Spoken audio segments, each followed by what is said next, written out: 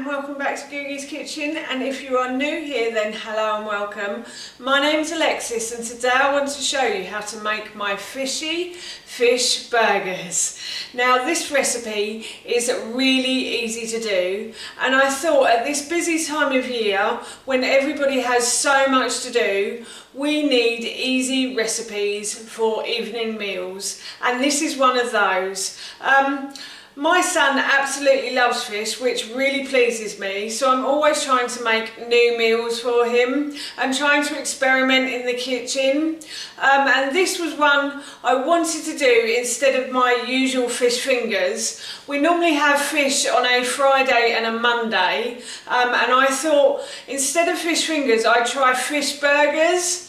So I put this recipe together and he seemed to love it, I loved it, and even my husband loved it. My husband isn't a great fish lover, but he really enjoyed it as well.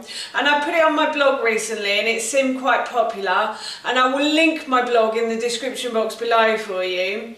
But I thought, as I said, as it's such a busy time of year, you might be looking for easy recipes. So I thought I'd share this one with you today. So here is how to make my fishy fish burgers. So the first thing I'm going to do is preheat the oven to 180 degrees. So for this recipe I have chopped about 8 to 10 spring onions, and I'm just going to put these into a food processor. And then I have about 600 grams of cod, which I'm also going to put into the food processor. Just slide all that in. Basically all of the ingredients need to be processed. So now I'm going to add 8 tablespoons of flaxseed, and flaxseed acts like breadcrumbs. So when you make a burger, or when people make a burger, they normally use breadcrumbs to help solid the burger up. But I can't eat bread. I'm gluten intolerant, so I use flaxseed instead, and I find this to be a much healthier option, and it does actually act just like a breadcrumb as well, so it's really great. I really like it. And you can buy flaxseed in your local supermarket. I can get it in mine, or we do buy it in Costco in big packets as well. And now I'm going to add 1 teaspoon of dried mixed herbs to that as well. And then I'm going to add 2 tablespoons of tomato puree, and this is just to give it a bit of extra flavour basically. It does taste really nice with the tomato puree in it as well. Or you can use tomato ketchup as well if you want to. And I have a recipe for my tomato ketchup which I will link below for you. And then you'll need 2 tablespoons of soya sauce. I have tamari because soya sauce normally has gluten in it. So I use something called tamari, and this is gluten free. And it tastes just like soya sauce. But I think the beans are fermented for longer, so I think this is actually better for the body as well. So there's 2 tablespoons of soya sauce in there. And then I'm going to crack an egg into this as well. So I'm going to put the egg in. And I'm also going to add a bit of salt and pepper too. So I'm just going to add a pinch of salt and a little bit of pepper as well. This is to your taste, the salt and pepper, so put as much or as little as you like in.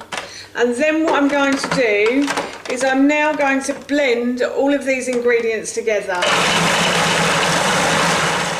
Is the fish burger ingredients blended together, and I'm now going to make this into burgers. So I've removed the blade from the food processor, and now what I'm going to do is I'm going to split the mixture up into 5 burgers. The reason I'm doing this is because this recipe normally serves 4, but I have to make a little one for my son as well. So I'm going to split this up into 5 burgers now, but normally this would make 4. So please bear that in mind if you are making that for 4. You don't need to make it for 5 people and have a spare one. So yeah, I'm just going to make this into burgers now. So all I'm doing is literally just scooping out a piece of the mixture, and then I'm just trying to shape it as best as I can into a burger. I think there might be a bit more left over for the other tops of the other burgers, so I shall go back in a minute and put that on. But this recipe and over 600 more recipes are on my blog, googie'skitchenlife.com, and I will link that in the description box below for you. So if you're looking for easy family meals, there are lots of easy family meals on there. And there's lots of things as well. There's not just family meals, there's desserts, there's cakes, there's starters, there's biscuits. There's a lot of different meals for everybody. I do vegan and vegetarian as well.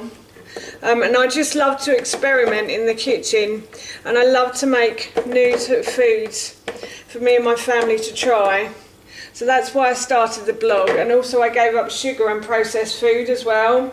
So I wanted to write a blog where people could go and find fresh food to eat that's simple and easy to do as well. Nothing complicated on my blog, I promise you. So that's my 5 burgers done, and I'm now going to put these into the oven for about 15 to 20 minutes, or until the fish starts to flake away, but I'll show you that in a moment. So this is the Fishy fish burgers done, and I think you can easily pull them away from themselves, so they are actually cooked. Don't worry, my hands are clean. So yes, and they're lovely and golden brown. So that is the Fishy fish burgers done. So that's my Fishy fish burgers done, and we're going to be having these with some sweet potato chips and peas this evening. And the sweet potato chips recipe I will link in the description box below for you, and I'll also link the Fishy fish burgers recipe in the description box below too. These smell so yummy that I'm really looking forward to my dinner this evening. So that's it from me. Thank you so much for watching. Please feel free to give me a big thumbs up if you enjoyed this video, and please feel free to leave any comments below, and please don't forget to hit that subscribe button. See you all soon. Bye.